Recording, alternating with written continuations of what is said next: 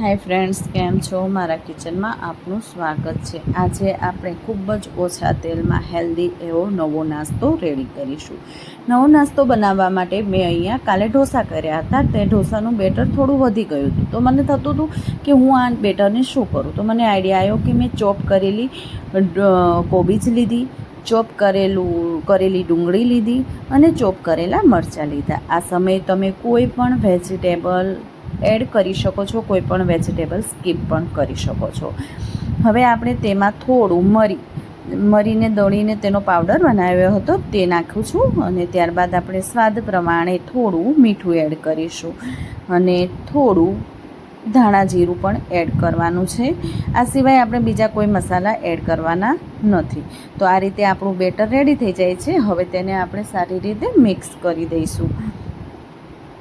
આ નાસ્તો એટલો હેલ્ધી બને છે કે બાળકો પણ ખાવાની ના નથી પાડતા ને મોટા પણ ખાવાની ના નથી પાડતા, અને પાછા એટલો ઝડપથી બની જાય છે કે આપણને આળસ થતી હોય ત્યારે આ બનાવવાની મજા આવતી હોય છે। હજુ મને થોડા વેજીટેબલ ઓછા લાગ્યા તો હું બીજા વેજીટેબલ એડ કરી રહી છું। મિત્રો, આવી જ સરળ રેસીપી માટે કાઠિયાવાડી ચટાકાને સબસ્ક્રાઈબ નથી કરી તો અવશ્ય કરી લેવી, જેથી આવી મજેદાર રેસીપી આપના સુધી પહોંચતી રહે અને ઉપયોગી માહિતી લાગે તો આપણા સગા સંબંધી અને મિત્રોને માહિતી શેર કરવી। તો આપણું બેટર આ રીતે રેડી છે। હવે આપણે કોઈ પણ પેન લઈ લેવાની છે, નોનસ્ટિક પેન હોય તે લઈ લેવાની છે અને તેના પર હવે આપણે આપણું બેટર લગાવવાનું છે। થોડી ગરમ થાય ત્યારબાદ આ રીતે આપણે બેટની થિકનેસ આ પ્રમાણે રાખવાની છે। તો આપણી પેન ગરમ થઈ ગઈ છે, થોડી જ ગરમ થવા દેવાની છે। ત્યારબાદ આપણે જે બેટર હતું તે લગાવીશું અને ત્યારબાદ એક ચમચી લઈશું અને ચમચીથી આપણે આપણા બેટરને થોડું સ્પ્રેડ કરી દઈશું।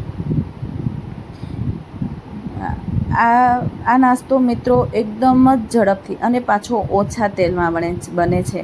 અને જો ઢોસાનું બેટર ના પડ્યું હોય તો તમે આ ઢોસાના બેટરની જગ્યાએ સોજી લઈને પણ આ રીતે તેનો યુઝ કરી શકો છો। સોજીને 15 મિનિટ પહેલાં પલાળીને પણ એક બેટર તૈયાર કરી આ પ્રોસેસથી તમે પેનકેક બનાવી શકો છો।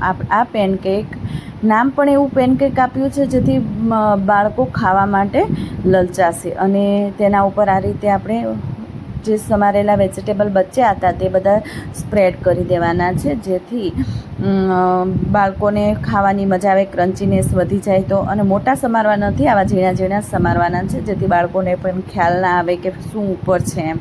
અને આ રીતે આપણે બાળકને આરામથી ખવડાવી દઈએ છીએ। વેજીટેબલનું નામ આવે તો બાળકો આનાકાની કરતા હોય છે, પણ પેનકેકનું નામ આવે તો બાળકોના મોઢામાં ચોક્કસથી પાણી આવી જતું હોય છે। તો આ પ્રકારે આપણે બાળકોને ખવડાવીએ તો આપણું પણ કામ થઈ જાય અને બાળકો પણ આરામથી આનંદથી ખાઈ લેતા હોય છે। તો આ પેનકેક આપણા તેલ નાખી ચારે બાજુ તેને થોડી વાર માટે થવા દેવાના છે। આ રીતે આપણા પેનકેક થઈ જાય ત્યારબાદ એને પલટાવી લેવાના છે અને બંને બાજુ થોડા શેકી પછી તેના ઉપર સેવ, કોઈ પણ પ્રકારની સેવ લગાવી દઈશું આ રીતે, અને બાળકોનું પ્રિય એવું ચીઝ ઉપરથી આ રીતે આપણે થોડું ખમણીને નાખી દેવાનું છે।